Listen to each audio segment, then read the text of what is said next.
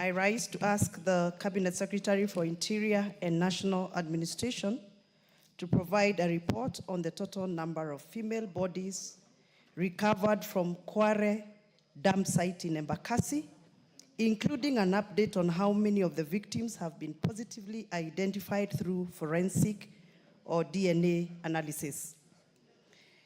Clarify whether the investigations are still ongoing, considering that the main suspect escaped from police custody and the investigation into the case has somehow reportedly gone cold. State the specific steps undertaken by the Directorate of Criminal Investigation, the DCI, to progress the case, locate the suspect, or identify additional perpetrators. Clarify whether there are any new policies or protective interventions being implemented by the ministry to prevent future tragedies related to abductions and femicides, including steps taken to reassure affected communities. Thank you, Mr. Speaker. Mr. Speaker, I'd like to respond as follows.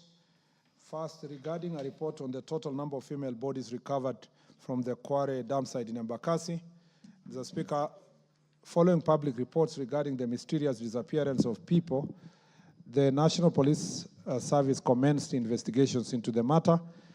Homicide unit was deployed to Kware dam site in Embakasi after suspected luggage-wrapped sacks were sighted floating in stagnant Kware waters. Upon retrieval, the sacks were found to contain human remains. The operation, which spanned several days, resulted in the recovery of 17 packages containing dismembered human body parts. Most of the recovered bodies were in an advanced stage of decomposition and were preserved at the city mortuary, where post-mortem examination were conducted on the body parts.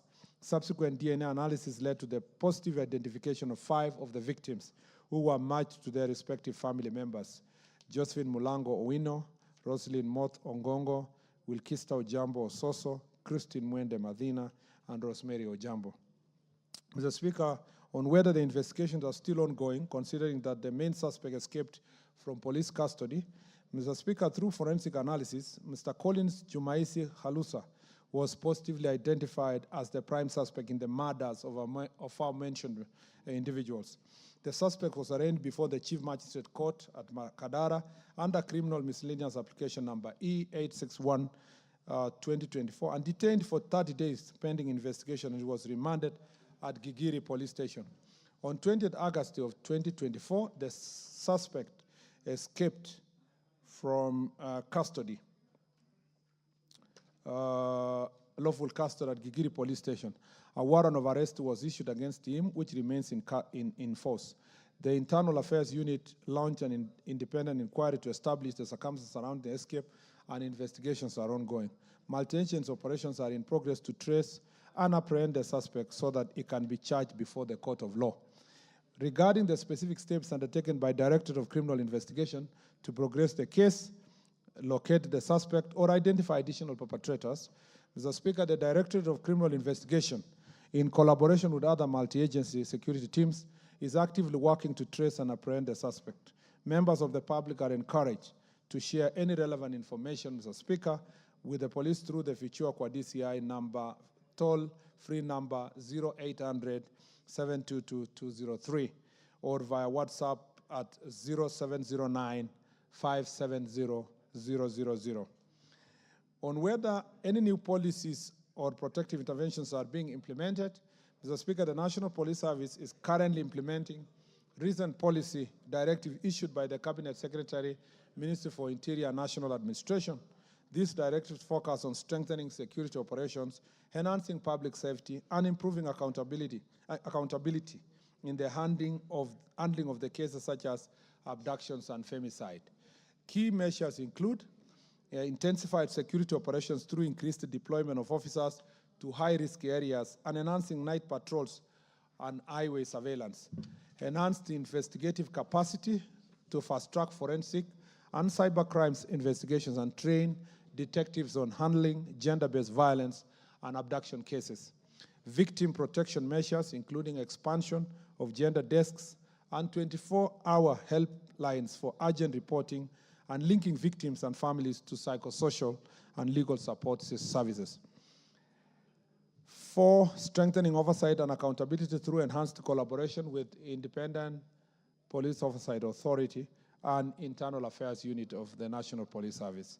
And finally, community-centered policing, scaling up Nyumba Kumi initiative to improve local intelligence gathering and conducting regular community safety awareness forums, enhancing collaboration with the local community. Mr. Speaker, I thank you.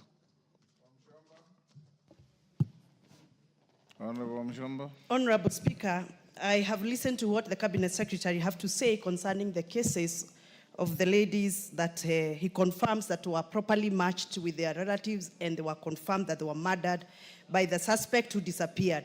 But Mr. Speaker, I refuse to sit in this house to listen to the Cabinet Secretary confirm that his ministry cannot be able to capture suspects who were previously under their arms and custody.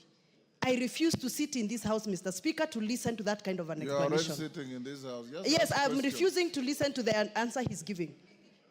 It is not right for the Cabinet Secretary to come to answer a question and tell us that the suspect disappeared and he's not giving us hope. Which hope is he telling the people, the victims? What hope is he promising? Is he telling us that we are going to wait for the suspect to disappear forever? It has been 3 months since the suspect disappeared, Mr. Speaker. Those are families that are paining, grieving loved ones.